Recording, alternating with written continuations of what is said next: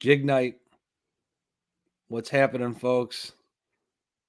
As the intro rolls, we have to talk sometimes. And here we are. What's Hello. going on, guys? Mike Murphy. Welcome to Jig Squad. If you're in chat tonight, I appreciate you being here. If you were listening on replay, I appreciate you watching the replay. But tonight, I'm super excited. She's already in the house. Tail Jigs, Jen McDonald is here. And I've been waiting for this show for a while, and we'll talk about it tonight. But let's just get right into it and welcome Jen. Jen, Tail Jigs, welcome to Jig Squad. How are you? I'm good. I'm good. I'm really excited to be here. So thank you so much. And thank you for everybody watching tonight, too. Like I said, I'm super excited. I've been watching the show. You've had amazing designers on, and I can't believe I'm here actually talking to you. Like I'm like a dream, actually. So yes, thank you. Hey, the thing is, Jen, like it's just one of those things where it's like, a lot of everyone says this, like when they haven't been like on a video stream or like that or a show, it's kind of like it's always new, right? And it just kind of like there's nothing serious that goes on here other than jig talk. So it's kind of like what you're already enjoying to do. And like a lot of the names I already see popping in are regulars on the show already. Brennan Chapman, Larry Hadley, Dave Richardson. What's up, buddy? Michael Bradley. So everyone else in chat, there'll be more people rolling through. But you guys, you got to hear me a little bit first here before we get to hear more about Jen and why I was really excited to get Tail Jigs on, right? So you'll see if you go back, if you're on Instagram, you guys know that's mostly where I've tried to do like promoting other jig makers, and I don't even know what I call it promoting. It's just kind of like sharing jig makers' work, and just kind of I just feel people need exposure, right? So I come along, Tail Jigs, right? And then I started paying attention to Tail Jigs for a while because what excited me when I saw the jigs, which were basically hair jigs, but also twitching jigs, which we're going to talk about tonight because I think a lot of people in the chat need to understand and learn what twitching jigs are. Is I was really excited by Jen's stuff because she includes guinea, and Jen, what do you call it? Is it guinea hackle or guinea feathers? I actually have some. I haven't made anything with them yet, but like you guys get the gist of this, of the materials, right? And I just think this is, like everyone's not, you don't see this is commonplace in the jig tying end of things.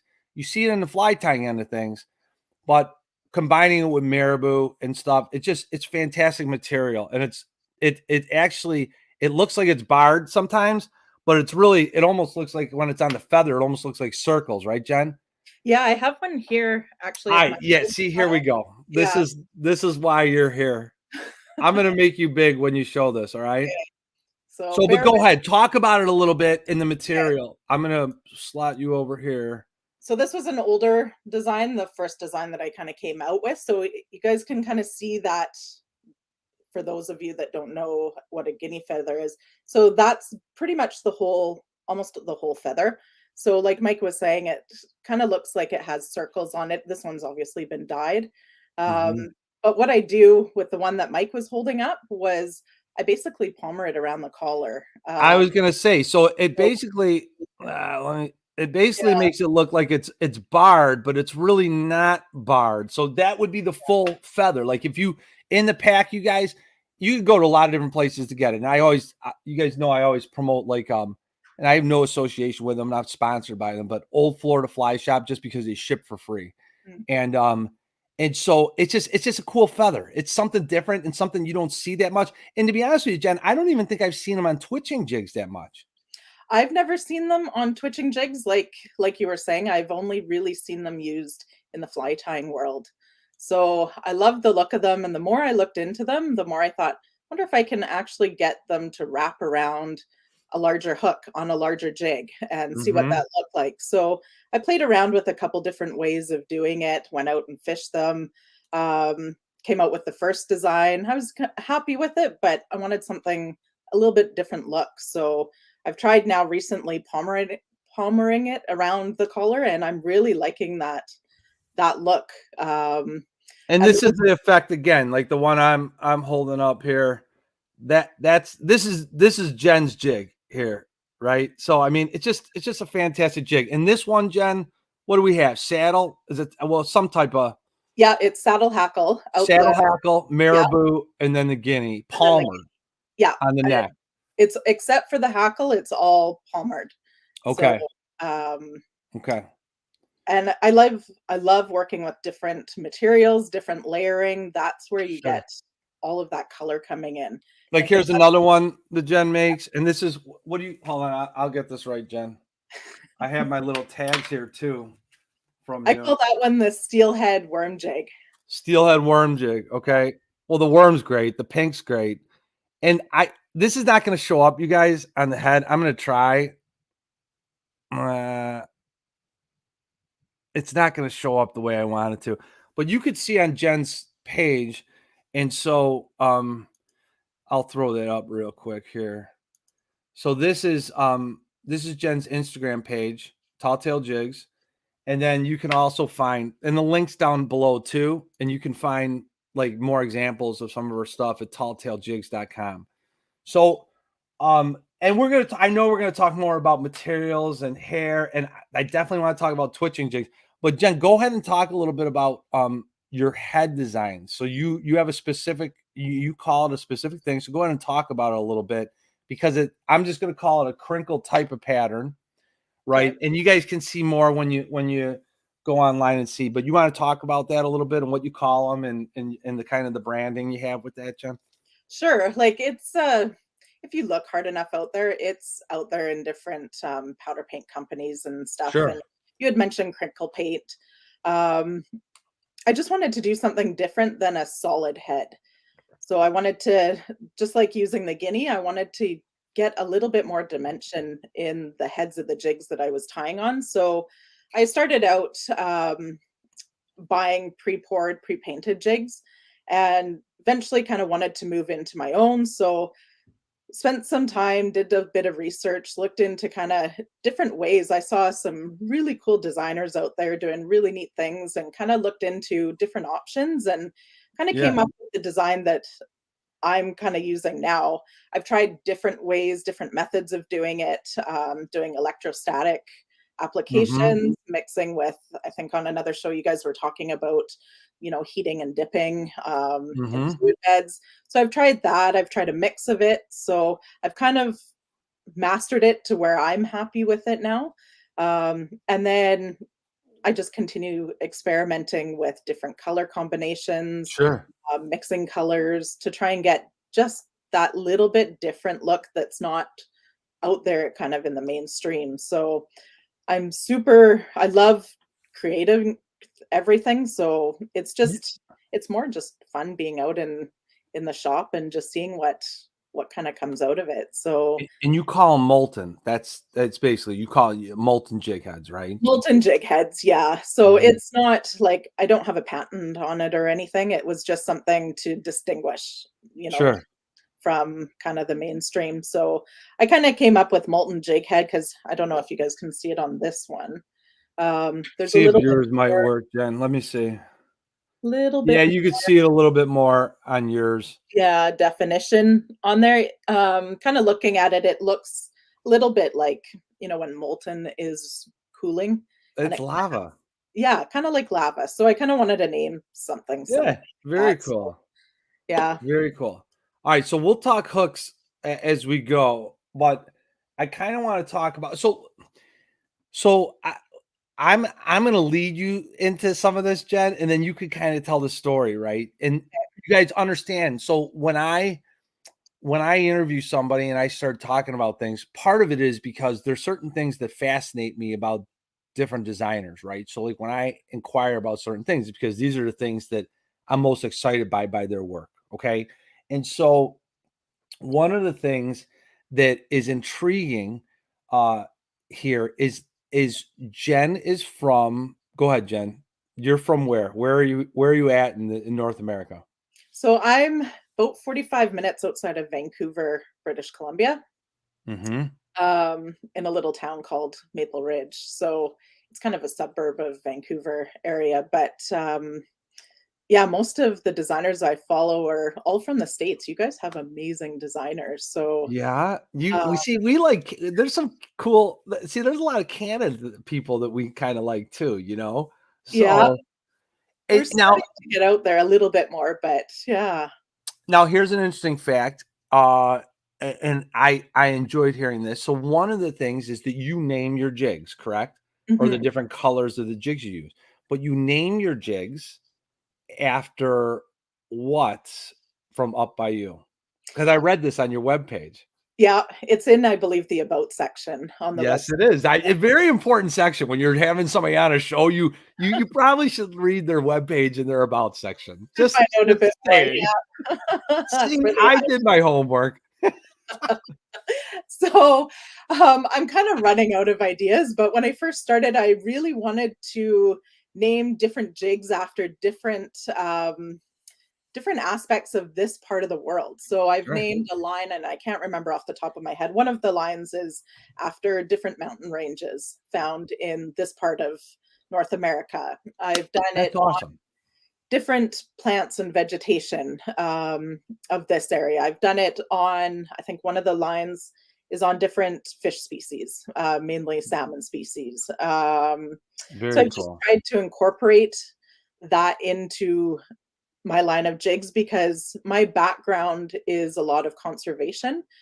Um, when I was growing up, I actually wanted to be a conservation officer. So it's like, how Really can I nice. get that awareness out in the business as well? And, not everybody will be interested in it, but at least maybe then I can kind of put that flavor of that out into the jig world and into the fishing world and just, for Very those cool. that are interested, bring a little bit more awareness out of it. And so, Mhm. but I'm starting to run out of names. So, So, but you also, Jen, you worked in the fisheries world a little bit too, and that was kinda right? yeah. So, the thing that's interesting about this is that it plays off of alright, so, like, everyone knows it's flow, color, design are the 3 words that I've used to describe Jig Squad, and interchangeably, however you would think about them. But when it comes to design, the entire concept of design, we as human beings walk around every day and we've got a living soul, right? And the people around us have a soul, and the outdoors has a soul to it. And when people tell you their story, you need to feel and hear people's soul. And I know it sounds weird, but if you think about that for a second, it just makes the products and the things we use in this world, and when we find out how they're made, just that much cooler, right? And I think these are important things. So, like, so when anyone who's on the show regularly, in chat, if you watch on replays, if you hear me ask these questions about these things, about people's story and where they come from and who they are, it's because those things are important to me, and they also help us understand how that person is influenced and their design style and just kind of how they carry themselves. And at the end of the day, everyone wants a functional jig, but the deal is design and the experience of Jig Squad is supposed to be about more than that. And this would be a good example of hearing these types of things, right? And even better, I can't wait. Y'all ready for this? This is my favorite part right here. This is going to be my favorite part of the whole show. Jen, tell me how many bass you've seen or caught in the last 5 years. Oh, 0. 0. Y'all hear me? Y'all know I talk about bass all the time. We mostly talk about bass around here. And you remember how when you've heard Eric and I in the past on past shows, and we've said we have to take our influence from other realms of the jig design world? Guys, tell me how you know what, Jen, do you have any in front of you? A classic twitching jig. Let's start talking about it. Okay. So I'm showing you a hair jig, right? Saddle hackle, boo, guinea, right? But now I want to talk about twitching jigs because this is a jig that Jen is a designer from BC, outside of Vancouver, steelhead, trout, um, all kinds of salmon, right? And here's the thing, twitching jigs is from that world. And I know there's going to be some cats in here tonight that are going to see this, and they are salmon, trout, steely fishermen. I know that there'll be some in here that'll watch this on replay, that they'll see this, or maybe are in chat tonight. But the deal is, I'm here to tell every last one of you that Jen McDonald is on this show because I think all you cats that are bass fishermen should pay attention to what she's about to talk about when it comes to jig design and when it comes to twitching jigs. And you've seen the pictures on the Instagram page, but I'm telling you, now it's time to start talking about it because a lot of you tie in this way yourselves already, but a lot don't. So now it's time to understand why twitching jigs are killer. Somebody said earlier, was it Michael Bradley? He said right away, he goes, that jig would kill smallies, right?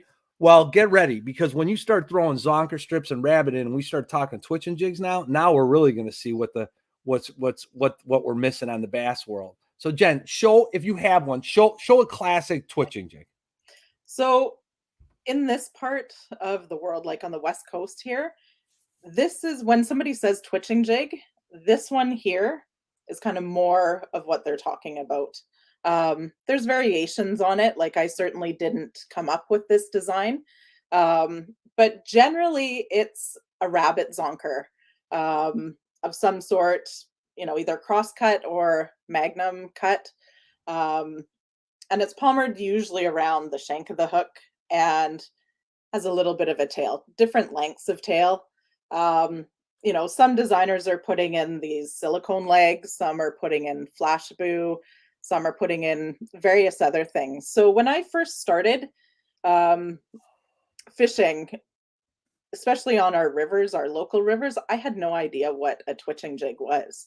And let me clarify. You said the body was palmered zonker. That's not, Yep. I mean, that's classically what it is. Is it ever Marabou or anything else? It's always palmered rabbit and then just a continuation of the tail, right? Actually, yeah, there is Okay. variations on it. Like I've seen them where, this section here is all marabou, and then they'll put in on the tail end just a rabbit zonker.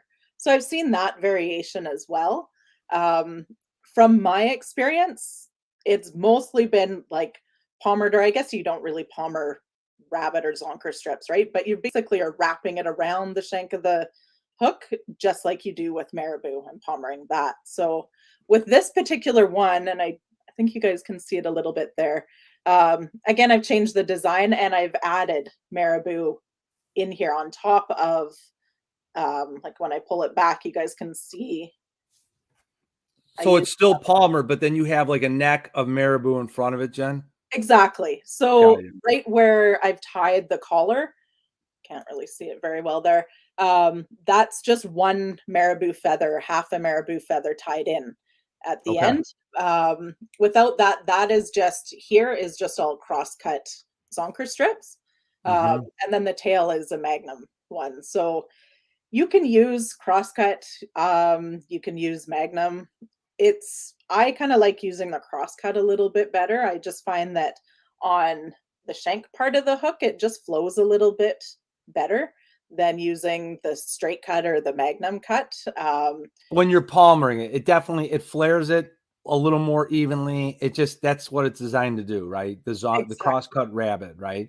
Yeah, And the nice thing is, guys, listen, so we've talked about this before. So like, imitation is the greatest form of flattery, right? But the thing is, and everyone that starts off in the fly world, I shouldn't say everyone, but I mean, most people that start off in the fly world try and imitate and want to replicate. But the lessons learned for us in the jig world as we start incorporating different types of materials is that we really need to understand that it's okay to change some things up. The big thing with this is a tail. So Jen, you just posted. I have to look real quick. So you had just posted on Instagram. Was it today? I think yesterday. Is that the Is that a song? Yeah, it is, isn't it? All right. So if you're on Instagram, you guys got to go see this. So if you're on Instagram, you got to go to Tail Jigs. All right. I'll put it up one more time. And you got to go see the one that Jen just posted. Now, Jen isn't the only one that makes twitching jigs out there. This is like a big thing. Yeah, it's huge up here. Yeah, it's but if you look at the action, it's all about that tail, right? And that's what it's about. And it's fantastic. And so it's just you don't see people incorporating these too much into um their jig design, right? So and part of this, and I'm going to tell you why I think this is because many in the bass world, bass fishermen are at best making the high, quote unquote hybrid jigs, right? Which is going to be a combination of silicone and not real light, not like a couple of legs like Jen showed earlier, or it's not even sparse. It's kind of like they're using half silicone, half some introduction of hair with it, right? That's how they're starting to understand these types of jigs when they're introducing. I just say fly tying materials, right, or tying materials. And the reality is that the fit and function of something like this with a tail is just extraordinary. And I personally have used it many times in river systems. I really like that tail action in rivers. And frankly, if and Jen, I don't know because we have some creeks that we fish for steelhead in Northwest Indiana. But besides that, our steelhead and trout and salmon experience is on the Great Lakes, right? Right. And and so we're not fishing as many river systems, at least in the Chicagoland area, right? For in the same styles that traditional twitching jigs are used. But the introduction of something like this and tail action for bass jigs is what excites me tremendously about the concept of twitching jigs and applying the same tying concepts, right? And so in terms of diversity of use, when are twitching jigs like classically used? Traditionally in river systems? Traditionally, yeah, especially Yeah. up here. We have a couple, especially around the Vancouver area, a couple well-known river systems up here, and that's where a lot of it is primarily used, especially for coho salmon up here. They really gravitate towards the twitching jigs. Now, I'm not sure if it's, you know, the color, the material, or the movement, the flow of it, right? So, I uh, love flow. I love the it. flow, and the other one that's really popular up here is Marabou jigs as well for Sure. salmon. So, um, it's it just kinda seems like not a niche around this area, but definitely something that the salmon are going for. I haven't seen them used in the ocean, but again, I'm not really an ocean angler. I'm more of a river, lakes, kind of angler. So I Sure. have fished on the ocean, but I don't think they would be of as good of use out there. But Mhm. even some people float fish with these twitching jigs. If you have enough current, then the tail action and the movement of the hair will be enough to excite the fish. So Yeah. And they're great. traditionally, Jen, the other thing is, and this doesn't have to be for all other applications, but a lot of times in those river systems, you're tying heavier weighted jigs. Well, I don't know. Heavier is relative. Are you traditionally using let's go two categories. Are they ever as low as eighth and 16th ounce, um 16th of an ounce, or are they more 3/8 and a half in They're your applications up northwest? Up here, they're usually twitching jigs are usually categorized at about 3/8 to a half, Yes, sometimes right. 3/4. So a little bit on the heavier side. Reason being is if you use too light of a jig, you don't get that flow and that kind of whip of the tail. Right. Um, And now this is why I want to highlight this because I almost Brian's in chat and Brian knows what Brian I'm talking about, but he's saying different things along the way that I have to be mindful of certain things of what I say tonight. So I know that I have friends that are using eighth ounce, and one's even trying to use 16th ounce, which is too light for me with this application, but like eighth ounce, and they are using it for very specific applications in heavily pressured scenarios. I don't want to say tournaments per se, but scenarios. um, and so using this same very concept, and then playing around with different sizes, right? So making more micro sized, essentially twisting or twitching jigs, right? And so the concept is so amazing to me, and I just think that no one, like my buddy Chad said a while ago, used to be a secret in the Midwest. But the thing is, it's from a design element, and I think I try and think very carefully about what I'm going to highlight for show guests and things like that. But there's an element of this where it's about design style and why there's value. The tail action is everything on those types of jigs, and it's extraordinary. And there's nothing like rabbit, a rabbit tail for any type of tail action. It could be overdone. It could be underdone if you cut it too short. But the reality is the fur, the hair on a rabbit, its action is amazing. If you could get rabbit as long as Marabou, sometimes I think it would be even better than Marabou, right? It just depends. Some people like different things and whatever the application is. But now you even have this trout one, Jen. So like the little one, right? This Yeah. is I don't know if this is a half or a 3/8, but this is the same. Now tell me about the techniques generally, because this is the same. This is a 3/8 or a half. Yeah. Talk to me about techniques with this, the trout. What do you call it? The trout worm? Trout So I've got one here as well. I think that was this similar one you were kind of holding up. Um, Up here we use a like a worm steelhead worm jig. I thing, got yeah, it. for steelhead quite a bit. There's different variations on it. I believe this is a 1/4 ounce head that I'm holding. Mm-hmm. Uh, Generally for steelhead, you go a little bit lighter. Okay. You can float fish with these, so you put them at the end of a float, right? And you just drift them down the river. Sure. So the tail action, depending on the current and the system that you're in, on larger systems, you're going to have more current. So then the tail is moving on this silicone worm here, Mm-hmm. and the legs as well. So this is actually schlappen right here that I've used, not Marabou. So that'll pulsate as well. I've made them, I don't have any, there's some behind me, but I've made them all the way up to 1/2 ounce, um, Mm-hmm. for the anglers that want to be using them for more of a twitching jig application. Got you. So mostly mostly float jigs are up here anyway, are a little bit on the lighter side. They're, 1/8, 1/16, 1/4 ounce, um, Mm-hmm.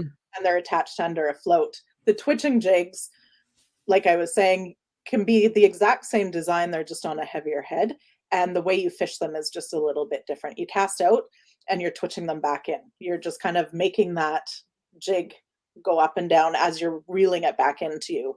So you get a totally different action. Yeah. Um, so it all depends, but any of these jigs that I do, I can do them even on, like a small head like this, like a 1/16 ounce tiny little head All or right. something. Hold that closer, Jen. So it'll kind of be Oh blurry, but my gosh, I love it. so I make them even as small as this. Do For you have anybody, that on? Do you have that on a V-Lock too? I do. Yeah. That's a Yeah. All right, let's talk about that. You guys see what Jen's holding on? All right, so I the reason I'm bringing this up, and this is a big deal to me right now, because I just got done making a lot of jigs, right? I needed some personal therapy for myself, right? And so over the last week, I've been making a lot of jigs for a couple different things. One, trying to tie up some more Marabou for myself. It was basically depleted. But the one thing I was using is I decided I was going to use and really put a batch of jigs together with the Victory hooks for my trip up to Mille Lacs, right? And so the types of things I was making, Jen, was like Midwest finesse jigs for basically Ned fishing. I made some worm nose jig heads for tying up some Marabou jigs. I made some ball heads in 16th ounce and 8th ounce. And then I also made some freestyle jigs, which basically is just that recessed eye Mhm. um, and I'm going to make up some of those. I call them spinner jigs, which is basically a jig with a propeller on it, similar to Megabass makes them. I don't buy Megabass. I buy I buy my own jigs. But I'm basically I did make a few with some Gamakatsus in there. I'm not gonna lie. Like I love the Gamakatsu 604, but 90% of what I poured in the last week was all victory hooks. And I'm trying to convince myself to use the lighter wired 105.75s, right? And they're like they're a thin wire hook, a light wire hook, and I love them because they're sticky sharp. I used them before, but I have V-locks, but I didn't pour any this last week. And every time I look at the jigs of yours, you are pouring almost exclusively with the V-lock, or are you using the round bend of the Victory hooks? No, almost exclusively of the V-lock. What sold you? See, here's the thing. I conceptually, Jen, like the concept is this is similar. You guys have heard me say this before, or Eric say it, or whoever's been on the show. The concept is very similar to an O'Shaughnessy bend hook, right? It's supposed to keep when that fish gets hooked, it's going to hook and roll down into that bended part because it's pinched in. Not the same as an O'Shaughnessy, but similar in concept. It's going to keep the fish locked a little more, right? And so, so I did not pour any with V-locks because I don't know what it is. I know what this is supposed to do, but I can't convince myself that I want to switch over to V-locks. But you've completely switched over. Yeah. Tell me why, and tell me what that process was like, because I'm intrigued by this because I can't do it myself yet. I've not that I was skeptical at first. Like before I kind of grew up, the typical red and white bobber fishing with, a Sure. typical, you know, round bend hook that you stick a worm on and you'd catch trout. Uh, Mm-hmm. but as I kind of got more and more into this, again, I was looking for something a little bit different. And again, up here on the West Coast, like these sickle style hooks or these types of looking hooks are becoming more and more popular up here. So I had tried some and really, really like them, really like the style. Really? Yeah. Okay. So I found, at least for me, that I was landing more fish successfully. And I found that when I would land them, they Okay. wouldn't be, I don't know if it was the design or whatnot. I was having less fatality of the fish from getting them, hooked in the gills or, even swallowing the hook. So I tend to go on the smaller side of the hook size. So I was trying to figure out, is it the actual design of the hook being a V-lock versus a round bend, or is it the size of hook that I'm using? But every time that I tried to mix it up a little bit, I always came back to I don't know, there was something about the V-lock that I just liked. It seemed for my fishing applications and around here on the river systems that it just seemed to hold the fish on better. All right. Uh, So here's my idea, and it's not even 100% just the bend on the V-lock. Guys, I could be wrong. This is just one person's opinion. But one of the things that I think is that when you have a hook point that I know I don't understand why I can't get this to focus. So basically, I call them downturns, right? When you have the hook point comes and it's just got a slight downturn. You'll see those on the owner 5313s. I don't know, pick what other jig hooks, you would say, but the owner 5313, not on the 5318. The owner 5313 has that slight downturn, and the V-locks have that as well. It's just a slight downturn at the point. I believe I believe that the function of that is it acts similarly to the concepts of what a circle hook does. Okay. Even though it's very slight, I feel that it's going to cause the hook to roll just a hair and cause you to get hooked more on the side of the mouth. I have not fished them enough to say that. I'm saying that merely just on looking at the visual end of it and the concept, comparing it to a very slight part of a circle hook, right? I don't know if that's right or not. that's just what I'm hypothesizing. And I don't know. I can't. Like I said, I haven't used them enough to convince myself to move over. You know, Ken is saying all the old original Eagle Claw hooks had that turn. So conceptually, it's not like this is new in the industry, right? It's just I think that turn and that hook point just helps a little bit. But I mean, I don't know. Nonetheless, it's cool. And you've seen success with that, not just not just like, this might work. You're saying even up your way, you feel more people are going with similar styled hooks that have that concept in it. That's what seems to be the trend up here. Interesting. Everybody kind of, like with everything, everybody kind of has their own preference, their own style that they gravitate towards. But Mm-hmm. again, kind of in like how I design things and stuff, I always looked for something a little bit different, not mainstream. Um, Even though these style of hooks are starting to get more and more popular up here, um, I don't know, I just wanted to go with something a little bit different. And like I was saying, in the times that I had fished them, I had much more success with them.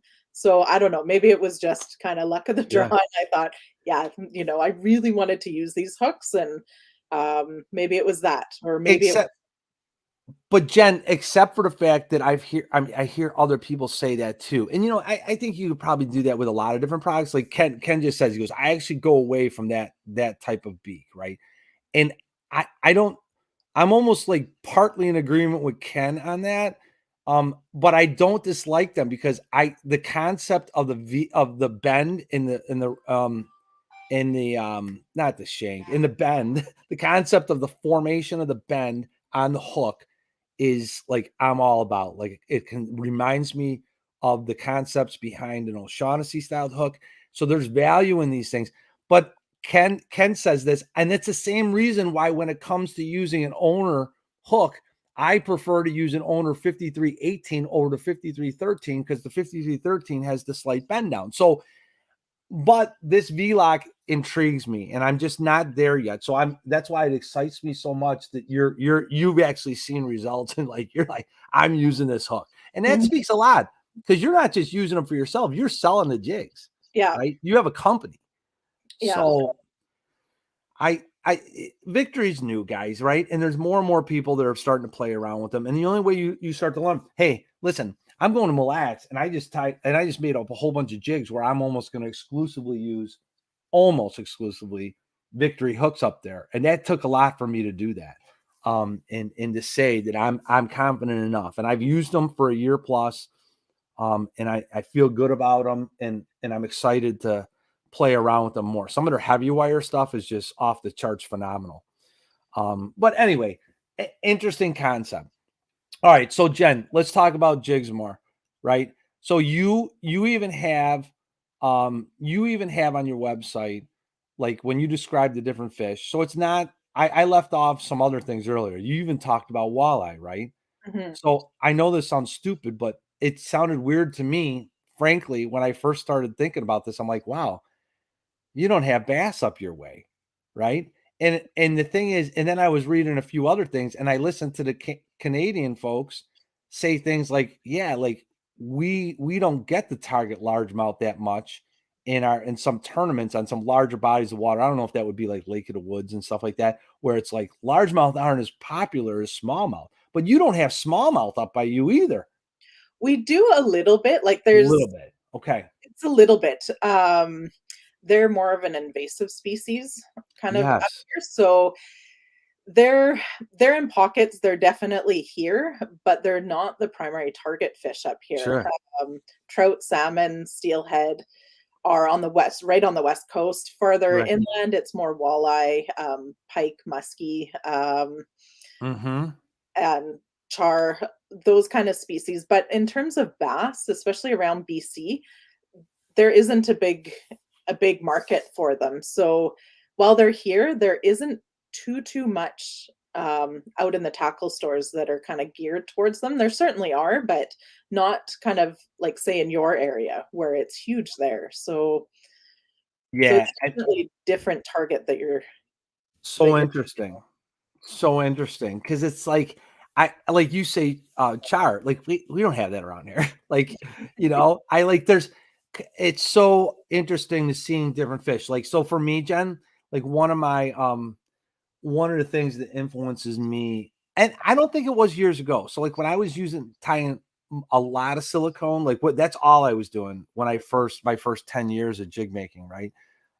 It was all just silicone. And I did try to figure out how to tie a jig, and whatever. I was trying to make hair jigs, and I was palmering rabbit, but it was not crosscut. And I had no idea. I'm like, why is it so short? I've got no tail on the end of this jig. Years ago, trying to figure it out, just buying packs at Bass Pro. This is going back 20 years. Um, so I think the intriguing part is for me, like saltwater. Saltwater has been a big influence to me. And a lot of it has to do with color, right? Like I've always been fascinated with the colors used in saltwater. But then if you think about it, look at how color takes on different meanings in different areas. So like in the bass world, you'll have things like sexy shad or citrus shad with orange, bright blue, chartreuse. And then you get into these twitching jigs and the salmon and trout guys, wherever you're at in the country, in the color, everything's bright in that world, it seems like, unless it's like a black and purple, right? Yeah. And so these bright colors. And and so here's another instance where we talk about how these colors change. Like I feel like it's bright in the south part of North America, and as you go further up, it gets into brown, Carolina pumpkin, green pumpkin. As you get further north again, we start getting cool bright colors again. And I kind of laugh at the concept, because to me, I'm trying to figure out every possible way to incorporate these unique colors into the fishing experience. Like take pink as an example. Like I literally love fishing pink for smallmouth. And I mean, maybe somebody likes them for smallmouth or largemouth. I don't know. But pink is a great color for walleye too. Yep. You know, and I don't know. I do think like the types of jigs that you make. So you make the hair jigs in various varieties. You make the now I gotta say it. I got it right here. I got the cool package. It's the let me say it. Don't tell me. It's the steelhead worm jig, right? I got it on the package. And then what other types of things do you play around with? Straight marabou jigs, Yeah. just So basic, yeah. like straight marabou, like this guy here. Oh, see, Uh, that's beautiful. so it's similar to the hackle one, like the What's hackle in that one, Jen? Is that black and black and like a lighter blue. It's like a not showing up. kingfisher blue or something like that? Something. Yeah, it looks a little bit lighter in real life versus on the camera there. Okay. It's a beautiful color. Yeah, it's a really nice one. It's good. It's actually really good for coho up here. They seem to Okay. really love blue and purple as well. So I don't know. Again, and it could just be me. Everybody has their own theories and experiences, but I like using a lot of contrast. And that's the cool thing about being able to use all the bright colors, as you can kind of see behind me, Sure. uh, that we get to use up here, because we can do something like this, like add so much contrast to something, Mhm. and it catches fish. I don't know what it is, if they're seeing the different contrast against, the riverbeds, or, in murky water or whatnot. But even like with this one up here for Oh, chum, see, the purple now and pink. oh my So gosh. and what you normally see up here is, different variations of this color combination. Sure. But I just love playing around with it. If I'm gonna use 5, 6, 7 different marabou feathers, why not mix up the colors? So, Right. shows up here a little bit. So on the back end, that's still like a lighter, really light pink, and then I kinda use a bubblegum pink color, and then a Mhm. little bit more of a fluorescent pink, and then a 2 a lavender and then a lavender, yeah. like a really light lavender purple, and then go into the darker purple. So and then you get, I don't know, I just have fun doing it. So I don't Yeah. think the fish are swimming by going, "Oh, man, yeah, that's 4 different colors. I'm gonna bite that." I don't think so. But it's Right. just fun doing this and doing something different and putting something different out there. And then, when you're throwing it in the rivers and you're bringing it back in and you're seeing all of that contrast and that different depth in it, it's just like, yeah, it's something fun to do. So Yeah, So yeah, and that's part of the experience of making jigs, right? And I mean, the cool part for like you is that like, all right, so let's talk about this. So like, so everyone knows, as of right now, Jen Tall Tail Jigs does not ship to the States, but she's talking about this as a possible opportunity as we get further into this year, correct, Jen? that's correct. Yeah. So hopefully within the next couple of months. And with the logistics of all that is just, it's just a lot to sort through, right? But just in terms of design and style, if you go on the webpage, everyone, I'm telling you, just go and look, right? Just go and look, be inspired. You get to see all these different types of cool jigs. And like I said, if you're in the States, you can't even buy from Jen right now, but you can be inspired by her. And the thing is, she will have stuff available probably later as you go into the year. And it's such a great concept. And I think, look at Rich Porter, this guy. Rich always says good stuff. And he says she's an artist. The color blend is beautiful. So Thank you. yeah, that's the cool stuff. Like when you start talking about, like lavender's an awesome transition color, Mhm. right? Even if you're going to go to a darker purple or anything like that. Like I love lavender pairs up awesome with like blues, and it just offers just a change. And it's like, I don't know, it just, I also think there's a lot of people that watch the show that maybe aren't tying with Marabou, right? And so you guys can't even believe the amount of messages I get every day where people are like, I shouldn't say every day, but a couple messages a week where people are like, "Hey, Murph, thanks for bringing back, the excitement or inspiring me to try doing this." And that's what it's about. I just want people to see these great designers like Jen and see these different things, and it's just, there's see, like, going back here, like, so on the fly tackle. So this is Brian Tesh up in Wisconsin. Says these jigs are killer for the fall and spring run salmon and steelhead on the Great Lakes tributaries, right? So if you're a northern smallmouth fisherman, you're a Great Lakes fisherman, you have to understand these applications are there. And even if you try and, say you're gonna use it for bass, and I'm excited about them for bass, right? And I mean, that's the cool thing. All right, you guys, listen. Jen, I'm doing a little public service announcement for a second, and we're gonna get back at this. Okay. All right. So you guys know, if you follow me on Instagram, if you're not on Instagram, you don't know. If I There's a little community tab on YouTube. I did post about it, but you're not gonna see. So I'm showing you guys the stickers. So these are the latest. Hold on. It's kind of hard to tell. It's like there's like a faint blue hint to it. There's two stickers. I'm calling it a sticker pack. So basically, I've decided, I want to hear you guys say this, and I've said it before. I I decided that, I didn't want to do memberships and Patreons and all that other stuff. And I said the way I want to be able to support the channel and buy a new microphone, because I'm going to ultimately be down in the basement by the Jig Squad lab soon. Um, I said, you know what? I think the way to do this is allowing me to be creative. I love designing things. So this is sticker pack number one. They're 3-inch rounds. I was able to get a deal on them from my buddy when I first printed these. The next sticker packs are not going to be these. These are going to be done. So they're limited runs, guys. This is my way of supporting the show. When these are gone, they're gone.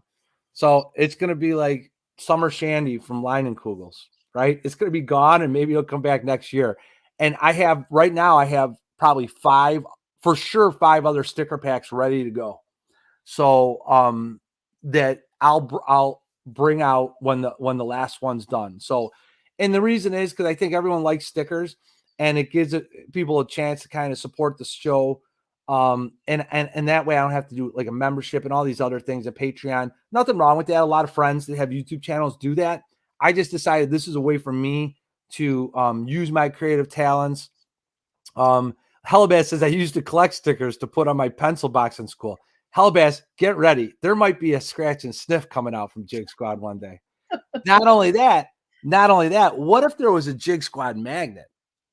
That would be killer if one of the sticker packs, one of the two, was a magnet and not a sticker. There are good things coming to Jig Squad, folks. And I think they're cool designs. There's color in them. I designed them all myself. So if you're interested, here, I'm just going to say it in chat. So the thing is, there's a limit to these guys. If you're watching live tonight and you see it's $8, these two stickers, it's $8 shipped. If you live in the States, if you live in Canada, I said it was $9, but then I realized the way I'm allowing for payment, no one in Canada can do. So it's either Venmo or Zelle. So if it's Venmo, it's at Jig Squad. I'll type it in at Jig Squad. And then if you're doing it on Zelle, it's at Big Squad Fishing. Are you going to be coming out with like apparel, shirts or hats or anything? Or yeah, I am. And so that is going to be coming too. So my sister, so even though I'm playing around with all these designs, my sister is a graphic designer and a lunchbox, Brian Schmidt says. My sister is a graphic designer and she's working on a logo and for me that I've kind of put some requests in, some different things. I've seen a couple, like we just got done finalizing the font, and so it's coming. So that's going to be coming too. And in time I'll maybe formalize everything a little bit more, but for right now, that's what I'm doing. It's Venmo at Jig Squad, or if it's Zelle, it's Jig Squad Fishing. All right. It's $8. If you send payment to me, you have to put your name. You put sticker pack number 1, your name and address. Sticker pack number 1, your name and address. And the thing is, if you are watching this on replay, I strongly suggest you message me on Instagram first, or you can email me at jigsquadfishing@gmail.com. That you message me first and wait for a confirmation from me that there are any left, because they're going to go. And when they're gone, I don't want people paying me because I'm just going to pay people back. So when they're gone, they're gone. And then we're moving on to sticker pack number 2. And so you're going to want every sticker pack there is, because I think they're all cool. So, but anyway, Jen, you have some. I'm going to put some in the mail for you tomorrow. So, awesome. Thank you. And sign me up when you get shirts and hats and stuff too. So yeah, I mean, the crazy thing is, like, I think hats is gonna be one of the easier ones, because then, like, you just kind of know what it is. It's like there's one size and it just makes life a little easier. And at that point, I think I'm gonna kind of, then I'll start talking like the business end of it a little bit. Right now, I'm just a guy and that's gonna in my basement making jigs and sending you some stickers. That's all it is, right? There's nothing formal going on here. I have a lot of formal things in the process, but that's what it is for right now. Oh, look at this. So, all right. I didn't think I was going to tell anyone about this tonight, but Brennan Chapman from Do It Mold says the Jig Squad undies you were telling me about. So you guys remember Underoos when we were younger? Superman and Yoda were two of my favorites. Those are the Underoos. You guys, some of you young cats may not remember this. Us old guys, Underoos back in the day, they were like superheroes and all that stuff. I don't know, man. It was cool. It was cool when you were a little kid running around in your Superman underwear. They had like a matching t-shirt and matching like tidy whities, but they were like colored like Yoda and Superman. That's what we're going to get. We're going to get Jig Squad ones. We might even put like a Do It Molds logo on the back end or something like that on a cheek. I don't know. There's all kinds of possibilities. We don't want to limit ourselves. So you guys, listen, if you don't want stickers, don't order them. That's fine. No big deal. I appreciate you guys just being around and part of the experience. But that's what it is. So if you have questions about it, just send me a message on Instagram. I do have a picture up on Instagram if you want to see them again. I mean, they are pretty killer. Brennan Chapman got his in the mail. I like to set the hook one right now the best. The other one's like a real simple, basic, super clean design. But they're just, they're cool. They're vinyl. They're weatherproof. You can put them on your boat wherever you want. You can put them on your own underwear if you want to. You can make your own underoos. So all kinds of options. But if you have questions about it, send me a message. So look at Ken says he remembers them, but they were weird. Stuck to the solid colors. Buddy, listen, I'm all about colors. Transformers, Thundercats. Look at Kyle Downey. He knows. These, the old guys in the room when he start talking about freaking underoos. That's just how it goes. All right, so listen, let's get back to jig making. So, Jen, tell me, this is what I want to know. So when you are talking about let's say the smaller sizes, twitching jigs. Yep. Um, let's talk about like quarter, eighth ounce, smaller sizes, quarter down. When you're talking about those sizes of jigs, what size hook are you traditionally using? Because like the victory hook you're using, the round bends I use are the 105.75s. Are those tinned? Yes, these are The the tin coated ones that I'm using. These are tinned. So what size? What size is this like hook when you go on those smaller sizes, would you say? On the smaller sizes, I use a 1/0 hook. Um, 1/0, and then you're using like a 3 or 4 on these bigger 3/8 and halves? yeah, on the 3/8 and halves, I'm using a 3/0, Okay. and on the 1/4 ounce, I'm using a 2/0. 2/0. Yeah. Okay. Have you do you have people that ask and like request like different size hooks and stuff like that? That seems to be a common thing in the jig game, Yep, right? and that's the other reason that kinda pushed me towards pouring and making my own as well, is I could kind of adjust to those custom requests as well because, again, just like everything, some anglers want larger size hooks, some want smaller, some, you know, Mhm. want smaller on, the same size like, same color head, basically. So I could just kind of mix it up a little bit. And like I Sure. was saying earlier, I like fishing with smaller hooks. I don't Okay. like going too big. So, but I know there's other anglers out there that like using bigger hooks, right? So it all depends. But yeah, for the most part, I tried to kind of go not mainstream, but kind of what the average in between the two extremes, in deciding on what size hooks to use. Plus, also in using, like I use do it molds, so trying to fit certain hooks in with the molds without having to modify them too much. You Uh, you didn't get the adjuster with you when you got your molds? The no, adjuster?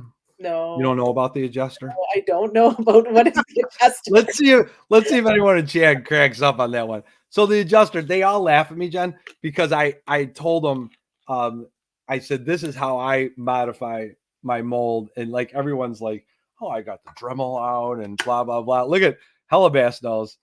So basically, I put the mold on the cement. Sometimes I'll put a piece of wood underneath it. Typically, it's like a little small piece of carpeting out in the garage and stuff like that. And I'll put the mold in there. I'll set the hook in. I'll get it perfect where you just enough where you could squeeze it a little bit. And I'll take a small little scrap piece of 2x4, put it on top, and I'll take the hammer and I whack the heck out of it a couple times. And my mentor, the reason it's funny is because my mentor, who basically got me started tying silicone jigs almost 20 years ago, he used to call it the adjuster. And I never knew what it was. And then he had me, he's like, this is the adjuster. I was always wondering, what's the adjuster? What's the adjuster? I'm like, how did you modify that mold? How'd you get that hook in that I wanted? And he always say the adjuster. And finally he showed me as he was teaching me all these different things. And I just laughed hysterically. And he sent me home. I remember leaving that night with a scrap piece of 2x4. And so it's like that's been the joke ever since. And I think everyone likes the fact that I call it the adjuster. And it's kind of like a little Brennan Chapman always says that it's a Chicago mob thing. And I don't know. Maybe I'm going to have that drawn up one day. I'm going to have like a little piece of 2x4 and make a sticker with the adjuster. Only like a small limited run of stickers. Only certain people will get it, but they'll appreciate it a ton. But that's how I modify. You do have to mess around because that rise on the 90 coming off the shank of the hook, Yep. depending on the hook style, is longer, right? So I think you can modify most molds to a certain extent, right? You can to a certain extent. There was like I'm not into that kind of side. I just gave my hubby the hooks and the molds and said, "Can you make this fit?" And Good. left it up Maybe to he him. So, ask him if he needs the adjuster. I can send him one. okay, I'll I'd let be him more know. than happy to send him an adjuster. I'll get those stickers from you and just pass him one and say, There "Here, you have go. this." There you go. I actually, you know what? That that might be the idea. We've got to come up with a very like a specific sticker that is just to put on people's homemade adjusters. That would That'll actually be good. be awesome. I'm gonna do this because I could get with some short run stickers and stuff like that. All kinds of fun stuff. Oh, yeah. I don't know. The only thing I'll say when I go to modify a mold. the one thing that you always have to remember is when you there's a there's a degree at which the shank of a hook enters the lead head of a jig. And you can alter that by and making it fit, but then what happens is as it comes out of the jig, it changes the angle somewhat. Yeah. And to a certain extent, I don't worry about that as much, but if you go for pretty drastic changes, that could change things. So basically you could use different hooks by just modifying the diameter of the eyelet hole a little bit, but sometimes you gotta have to widen it and make it go up a little bit in the mold itself. So I don't know. I love it. I'll tell you what, Jen, you said you like smaller hooks. Mhm. Um and that's interesting you say that because for the longest time I there was a point in time where I not too many years ago where my buddies were asking me to make um 4 odd uh jig heads and insert jig heads to slide in tubes. There were 4 odd, they were fishing on like 3.5 inch tubes. And it just like conceptually, I was kind of like, you have to adjust other things to be able to fish that way. Now, these are the same guys that wouldn't drop shot and they wouldn't try different techniques and they wouldn't finesse fish. But funny enough, these are the guys now that are clamoring for me to make them 2 aught, 1 aught tubes, tube inserts, and I love a tube. Like if I had to give everything else up and can only fish one plastic, it would be a tube and a tube jig, right? And Eric, funny enough, when Eric's on, he always tells me, he teases me, he goes, "It's not two two tube inserts, not a jig." It 110% is a jig. It says it right on the mold, and I go what it says. So, but I started using smaller hooks too. So like my batch, I just went through. Wow, and this is just for myself, and I'll share them with my buddies on my fishing trip up to Mille Lacs. But I literally just went through a ton, 2 aught and 1 aught, 105.75 victories. And for like I said, various things like I was talking about earlier, Midwest finesse. What's guys? Anyone in chat? What's the name of that jig from Mega Bass? Nishik, Okashira screw lock, I think it's called, with the propeller on it and the beads. I got those coming too. And actually, you want to know what made me think of this, Jen? Brennan Chapman posted the other day from Do It. He posts a jig. He put his little jig box together, and he's got some of the Mega Bass jigs in there. They could have been homemade. I'm not sure, but nonetheless, I saw them. I thought, shoot, I forgot. I have to make some of those for Okashira. Brennan saying yes. So I'm like, I forgot about those. I have to make those for my trip up to Mille Lacs. So I don't know. I mean, I have some hair jigs to tie. I see you got me going because I want to just make black right now, but I have one other color I want to make. So I'm not gonna. It's a light colored. That's all I'm gonna say for now. But I have things in my head like the stuff you're talking about. I got lavender in my head. I want to do some like lavender and white and like a beige. I don't know. There's so much to play with. There is. I'll show you one, and I've just kind of played around. I did two different versions. Where did it go now? And you can do so much, and just changing one color in it can make a drastic difference. So I'll hold these up. They're in the bag, but I don't know if you guys can kind of see them. So see on, they're pretty much the same color that I've I'll used. make you big again here, Jen. Hold But you can on. kind of see, that's not showing up very No, well. I think we could see like a brownish Kind of orange, like burnt orange. yeah, burnt orange and brown versus kind of more of a natural tail. So it's essentially the same jig. You just vary the color just ever so slightly and you have a whole new jig. And, you know, one might catch something one day and one might catch something the other. So it's just the Yeah. color possibilities are endless, which I'm loving in the jig world because it's just, you can use so many different variations and one that might work one day won't work the next. So you have options, but I have I have mayfly in my head, right? So this is what not with the lavender one, but I keep going back and forth with how I want to try and replicate like the mayfly hatch and whatever. We might miss it. It doesn't matter. I want to make some jigs that replicate mayflies to an extent, right? And I want to do it with Marabou. I have other ideas of things to do, but I just, whatever. I'm gonna throw. I know I'm gonna throw Marabou jigs on my hair jig rod, and so I want to replicate some of the colors. So, and then I keep looking, and I keep seeing the different colors, and then I'm looking at Mille Lacs and trying to see what I mean. So I know it's brown, tans, a little bit of oranges in there, and I can't decide which way I want to make them. And I feel like they're all gonna probably fit and function is gonna be very similar. But that's the joy of all this of playing around because like Jen, I was telling you earlier, and you guys all know I've talked about what I do before, but like the next 4 weeks are crazy busy. Like there's a lot going on. I've got prom tomorrow night. Like there's every weekend for the next month is booked and with stuff for work and school. So but it's busy. And so like each night between stuff with the kids, like I just go out in the garage and I'm taking some time to myself right now just to keep my head straight, right? And so like hearing stuff like that and seeing those types of designs again, that kind of excites me. And maybe I'll get a little jazzy and throw some different colors together in honor of the Vancouver BC jig scene. But I don't know. I'm excited. I'm super impressed. I actually think this summer I'm going to try playing around. There's another feather. We'll see who else mentions anything about this in chat. Yeah, the Okashira screwhead. That's what it's called. And I'm really excited about it. Oh, Eric, there's Eric. Look at great looking jig. Hey, no problem, buddy. Eric's on an airport run. And you can listen, when you have family coming in, landing at the airport, you have to you have to go pick them up. That's just part of the process. That's part of the process. So the other one that I want to play around with, Jen, is it wood duck? Have you played around with wood duck feathers before? No. So it basically I'm gonna have to bring it out on the next show because of course I'm 2 floors away from where they're at right now.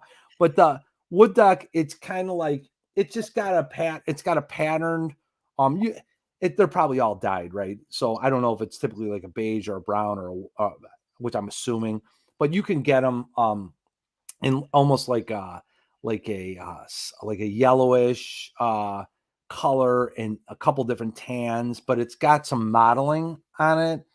And they look really sharp. Guinea feathers is one of the coolest, but for whatever reason, the wood duck stuff reminds me of that to an extent. And so I kind of want to play around with those, similar to how you use the guinea feathers. Look at Eric. See, this is more clarification. So yesterday, 15 and a half hour drive and gets in late last night. I talked to Eric. You guys, listen, I talked to Eric this morning, right? And I think he had just gotten up, but yeah, I think he was still asleep because he got in late last night. And then the poor fella is in the morning, I'm talking to him and I'm like, oh my goodness, he just needed coffee. Eric says he misses everyone. Eric will be back on, guys, just like I've told you before. Eric always will be the minister of culture around Jig Squad. And when he can be on, he's going to come on. So that's our guy, We just have to remember that. All right. So listen, dedicated endurance. See, this is what I want to hear because I haven't played around with it yet. So wood duck is pretty fragile. See, now that's good to know. So I'm going to have to do a little experimenting and find out what I can and can't do with it. And I think, yeah, I'm 99% sure I'm saying the right thing, that it's wood duck that I have downstairs, a couple different colors. And you know how I got turned on that, Jen? I saw somebody designing a jig sometime and they were using it. And I thought, let me get some of that and try. So Similar to mallard as well. You know what? You're exactly. I think that's exactly the same category. It might even be mallard, and I'm just calling it wood duck. I think the color could be wood duck. I don't know if I'm saying the right thing. I'm going to have to bring it out on the next show or look. Maybe I'll post it. All right, so listen, here's the guy that I always listen to, right? So dedicated endurance says that, makes me think, right? And here's Brian Schmidt. He says, do yourself a favor, get the mallard dyed wood duck. This is what it is. What he's saying right here, it's mallard dyed wood duck. Much cheaper, longer, and looks great. Okay. See, so that was a good sell, Bri. That was a good sell. I didn't know what the hell I was talking about, and you came on and just clarified. So that was great. It's as if you're in my head. I actually will pull the next show, you guys. I'll pull a few packs of this out, and so you guys can see what the feathers look like. You know what I'll even do this weekend? Maybe I'll pull it out of the pack and I'll put it on the Instagram story too. But yeah, it's cool stuff. Are you playing what about you, Jen? What are you excited about for the second half of this year, design wise, for yourself or Tall Tail Jigs? Are there new things you're working on? Um, tell me about what the second half of 2022 looks like. There is, I've already started, it's not up on the website yet, but it's going to be released soon, I'm going to be doing a trout line, more for kind of geared more towards stock trout up here, so smaller guys. So I've got one. Do I have one in front of me? No. So kind of similar, like going really, really small. Down to this one is 1/16. Is that this little one that I got here, Jen? This is Yeah, the I think I sent you a little one. the slushy blob. Yes. Yeah. So I doing got stuff I like got one. that, doing like smaller little worm jigs as well. Oh, what the deal is that I can't get anything to focus around here. It's the light, I'm convinced. So I'm going to be going with doing more a Okay. trout line, and then I just came out, and they're not jigs, they're spoons and spinners. Uh, Nice. just trying that with the same kind of coating style that I'm using on the jig heads, just for something Okay. a little bit different. And they were huge sellers. I was just at a trade show. They were huge sellers and really popular there. So that got me excited because I thought, oh yeah, it opens up a whole new door of stuff I can try, stuff I can get ideas for coming back to the jigs and Are stuff. they metal? Jen, let me ask you this. Are they metal bladed jigs or are they lead? They're lead.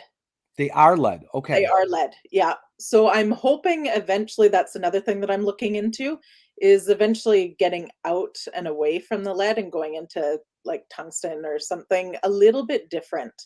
Uh, Mm-hmm. Mainly just, as I get older and I don't want to be exposed to a bunch of lead as well. I want to get the lead out of our river systems as much as possible. Okay. Just looking into different options, but that'll probably be in the future in a year or two. So Very cool. And now at the show, you sold out, right? Didn't you? A little sooner than you even thought. on Is a that lot of was that the last show? I think. Yes, that was the last show. Okay. It was beginning of April, when I first released the spoons, and it was most of the sizes in the smaller sizes, like I have one here, doesn't have any hardware on it, but on the little spoons, those Hold sizes. that closer, Jen. Hold that spoon closer. Okay. So on that size, that's an 8-ounce weight one. This Hmm. one isn't fully painted yet, but that's a quarter-ounce one. So those two sizes were super popular. It's not Fantastic. really salmon steelhead season up here anymore, but I'm hoping that the larger size ones will be popular too. But I kind of don't want to steer too much away from the jigs. That's where I got started. That's kind of my passion as well. So Sure. Yeah, it's funny, Jen, because one of the things I have in my head is spoons, right? So and what I mean by that is like in the saltwater world, when for a lot of guys, they'll be throwing, I don't know, they call them basically they're epoxy jigging spoons. Whether it's jigging or casting and retrieving, you could call it whatever you want. yeah. But they're like 1 ounce jigs, 3/4, ½ ounce, 3/8. I'll tell you what, Eric Hadia out of Wisconsin, he and they use them on the Great Lakes too for walleye. It's a great bait. But they always use them down in saltwater too. And so like I know this summer, like I'm excited for when there's one mold that do it. I forgot which one, but they have several spoon molds that are lead based, and I'm excited for one to come back in stock. I don't know if it's the minnow spoon, Mhm. but I'm excited because I want to start playing around with that, and that's when I'm going to start using my airbrush finally. and I want to start playing around with some spoons. And I'm going to use them for saltwater. I'd like to say I'm going to use them for walleye. I just don't fish for walleye enough or have the time to, but I would similarly use them for like walleye and stuff too. But I mean, the spoon concept is I the only time we use them around here, ironically enough, is during the fall salmon run. Right. So we'll use them. We don't even use them in the spring for coho. We're usually casting jigs and like twister tails and stuff like that for coho. And now, if I was out fishing for coho more, I'd be using more hair. I just don't fish from as much like we used to on the spring run. But like that, it's mostly bigger spoons casting for kings, right? For Right. king salmon.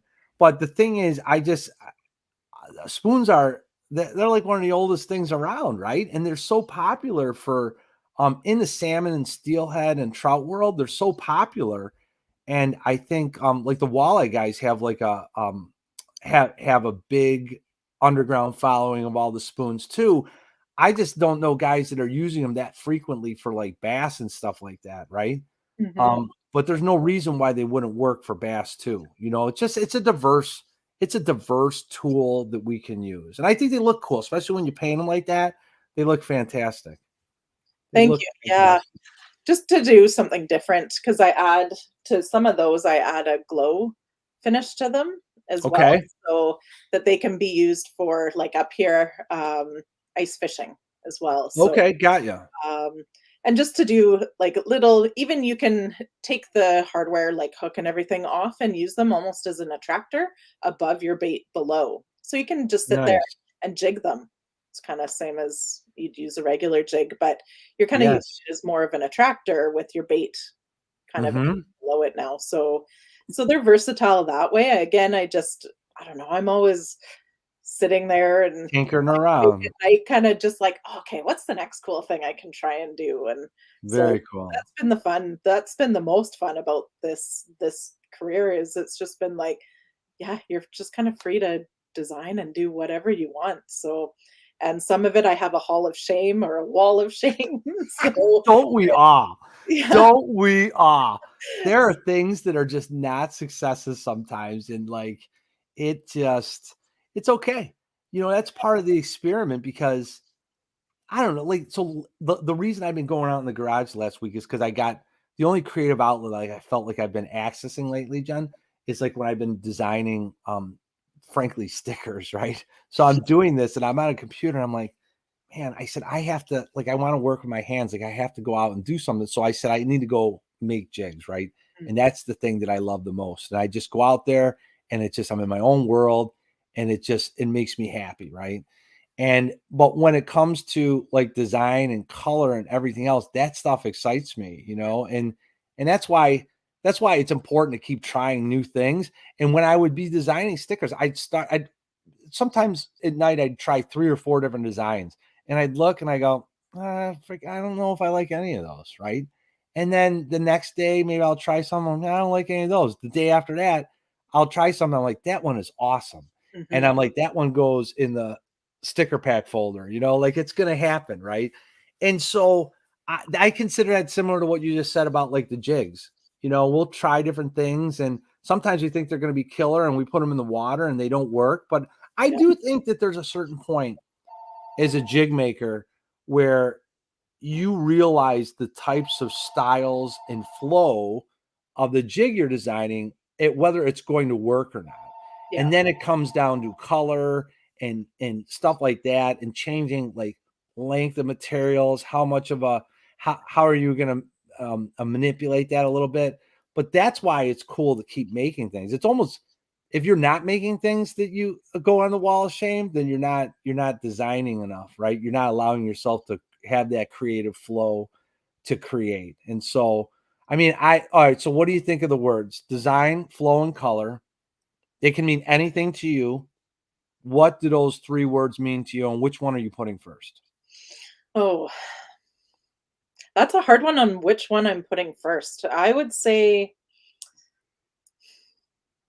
I don't know, when I think about designing something, the picture that I have in my head is just something floating through the water. So I guess it's more I'm starting to focus on flow. first. Oh, Starting I knew you were here for a reason. to This build it Go around ahead, that. continue. Yeah. Continue. So, because I do, like, say with this style of jig, that's kind of what happened with it. I know there's Mhm. other designers out there that have already made a similar style, but I Hold hadn't that up to the camera again. I Oh my hadn't seen gosh. them at the time, and Yep. I was working on Marabou jigs, and I just thought, what can I do to combine a Marabou jig and a twitching jig? Just to get a Mhm. little bit more movement to, what can I Sure. do? Yeah. So I was actually lying in bed one night and thinking, okay, what can I do? And I just had this picture in my head of it going, down the river and thinking, okay, what is on the end of that? I don't want a rabbit zonker. What else can I put on that? And then the next morning I got up, tried it, and thought, yeah, okay, this has potential. Went down, threw it in the river, and I'm like, yeah, I like the look of that. So Very I cool. would say it's probably flow first, and then Okay. building design around that, and then the colors. I would say the colors come for me at the end because then it's endless with colors. So once you have the flow and design, then you're good to go with the colors. So It's I think that's fantastic. the fun part. It's interesting how we interchange these words and, like, what they mean to different people, and it's, in a lot of ways, I think there's a lot of crossover. So sometimes what I just define as flow, somebody else may define as design, and then color's color, right? But, like the second half, like I'd say in the last month and a half, 2 months, like I've been emphasizing the point of what I really, really meant when I put flow first, in that I really believe that the flow of color is the thing that enamors me most about this whole experience. Can I make those colors flow to look like I want them to look? Now, listen, the jig has to work, right? Meaning the movement of the jig, the profile of the jig, those things all have to be there. But if you get that flow of color right, those are the things, that's the artistic end to me, from like a pure, just straight art background, and not as much design. So what I mean by that is design meaning more the physical attributes of it besides color. And but the so color, and how that color flows on a jig, that could be how the jig flows by its materials, right? But that color flow is when I originally put those words in order, that's what I had in my head. And so, like I always tease, if I get most excited about color, but I put flow first. Mm. So that's like the big joke over time that people have heard me say, is that, but that's why. So I don't know. It's an amazing thing. I mean, so I don't know. My goals, Jen, you reminded me that I want to make some spoons this summer. I I do want to play around with, as um now I have to go back and I have to quote Brian again, and it's dyed mallard wood duck, right? And then which with a great assist by dedicated endurance, for understanding materials a little bit. And you guys, listen, if you have a fly shop by you, go into it and just look and see these materials, right? So you just start familiarize yourself with these different things.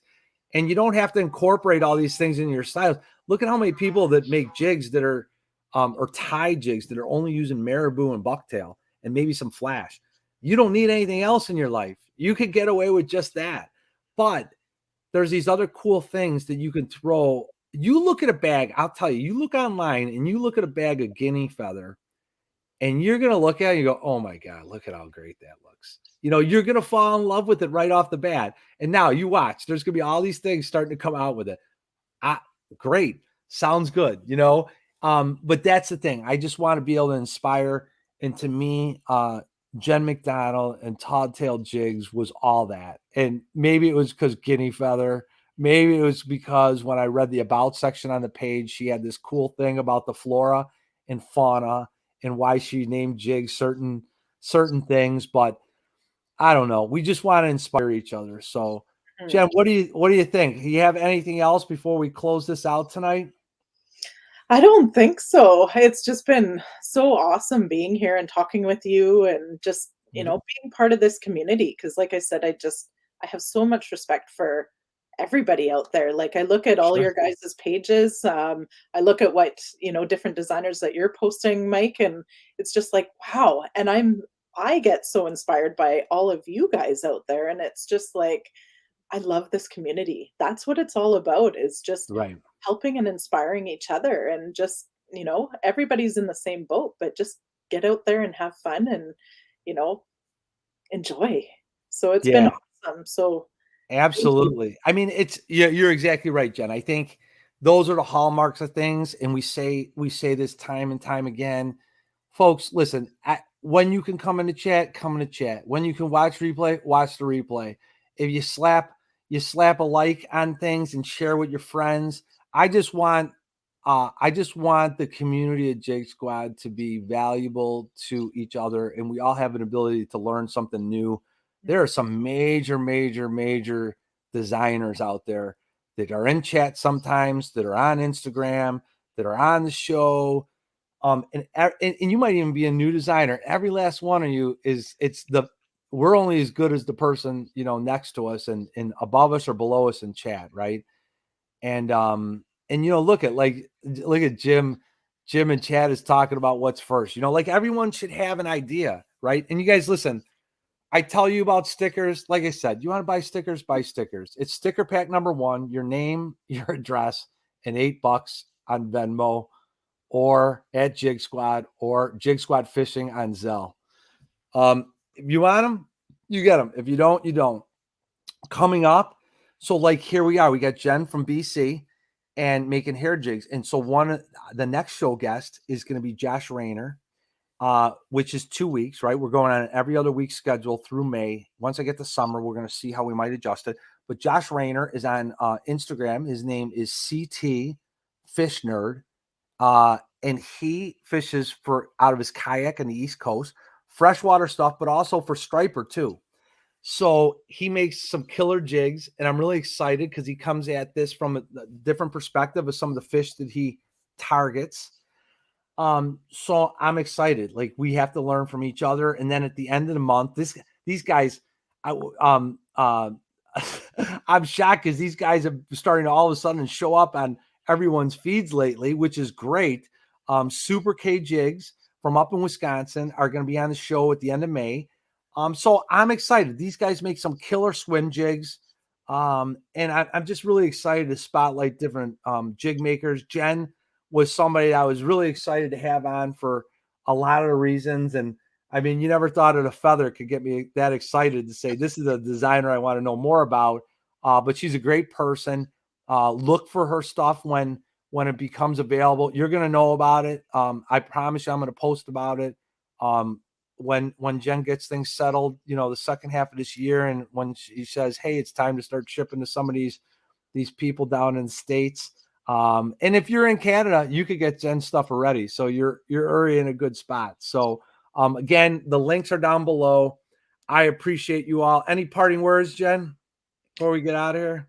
I again, just want to say Yeah. thank you so much for putting this community together, tying us all together, making us know about each other, and everybody who comes to watch and support. It's just been amazing. So thank you so much. You're awesome, Jen. Everyone in chat, if you're watching later, you're awesome too. Jen, stay in chat after I end this. We'll talk a little bit. But everyone, we're out. Peace. Love everyone. See you Good guys. night.